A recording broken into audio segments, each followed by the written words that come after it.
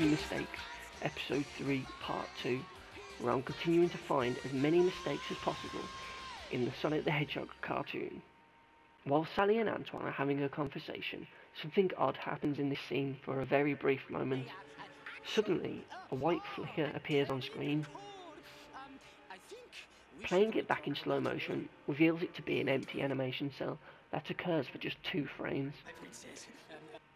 This shows up much more on the US version of the DVD, as the white areas aren't transparent, and there's also a D visible on the frame. Could that be D for Don Yang Animation? Or maybe just this? D. Now, Robotnik, for all his smarts and evil genius, he just can't seem to make good robots. Case in point, these 2 inept SWAT-bots, who could give Scratch and Grounder a run for their money. Watch as they attempt to load crates into the ship. When watching this in slow motion, you can see that they hand the same crate back and forth to each other without actually ever putting it into the ship. Seems like a poorly done looping animation to me.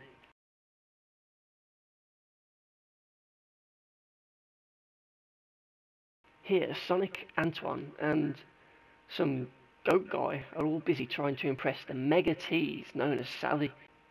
When the goat guy goes to walk over to Sonic, Sally and Antoine suddenly disappear, only to then reappear as if by magic in the next scene.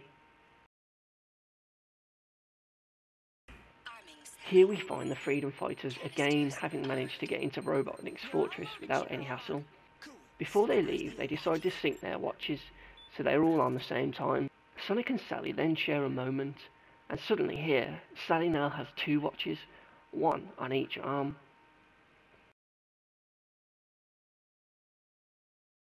However, when she finishes the secret handshake with Sonic, the second watch then disappears.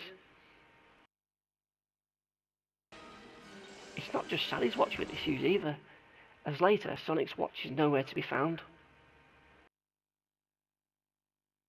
only for it to magically reappear when the scene requires him to look at it again.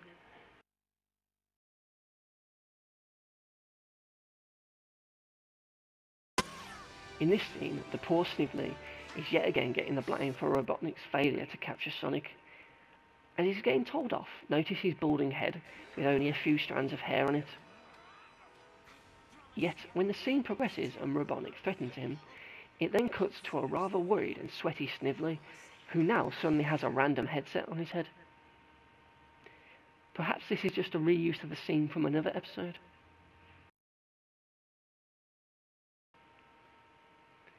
In this scene, the freedom fighters have sneaked into Robotropolis and have taken cover as the Doctor's robot slaves enter a train, as Sonic and Sally spot Uncle Chuck, the robot hedgehog, as he enters the train. Yet, when the scene first starts, you clearly see him walking over and into the train before Sonic even spots him, only for him to then somehow magically teleport back and start walking over to the train again when Sonic's doors eventually spot him. I got it.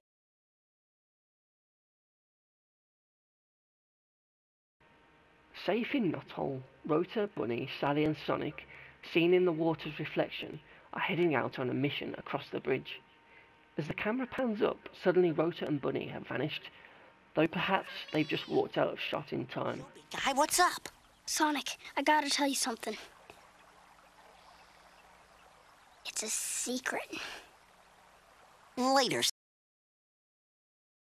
However, when Tails rushes in and asks for a quiet word with Sonic, we're then shown Sally walking across the bridge, and Rota and Bunny are nowhere in sight. Man, and I thought Sonic was fast.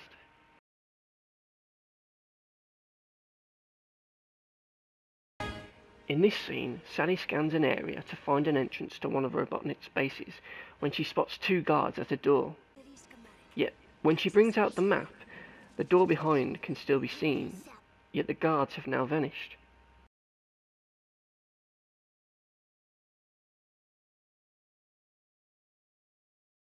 Sonic and Tails head into a building to escape some SWAT-bots and come out on the roof only to find themselves ambushed by yet more SWAT-bots. Notice how the door is still left open. and remains open while Sonic goes off to attack the SWAT bots.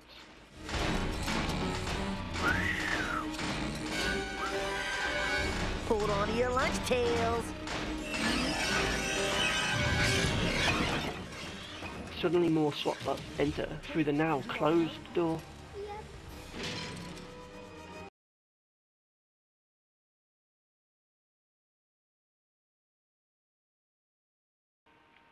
Beyond that bot. Here Sally and Rota need to do some technical stuff, but a robot that appears to be an early version of Gamma from Sonic Adventure 1 is guarding the room. Luckily, Robotnik felt the need to insert a big red off button onto the back of its left leg. Sally then attempts to press it and fails on the first try. We then see her reaching out to it again using her left hand as she runs towards Gamma. However, in the close-up shot of the robot's leg and button, the hand that enters the frame is suddenly her right one. Also, if the button is on his left leg, then where is his other leg in this shot?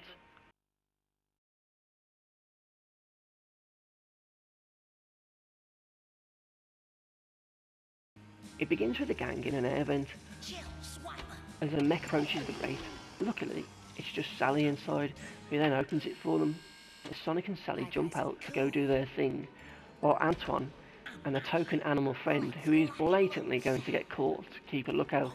Later, 2 yellow hover cars pass by and one of them pulls in to investigate, driving into the green hover car. Well, he would have if the green one hadn't suddenly vanished. You then see the mech's shadow as it moves away from the vent. Antoine then falls out and somehow lands at the mech's feet. Later again in the same scene, Sally jumps back into the vent and the green machine is nowhere to be seen. As Sonic buys them some time to escape, he moves around the room a bit.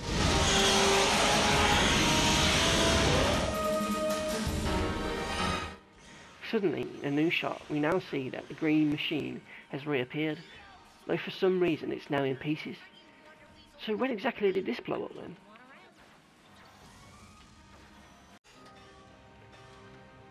Oh, and yes, the token animal did get caught, for anyone wondering, but it was his own fault.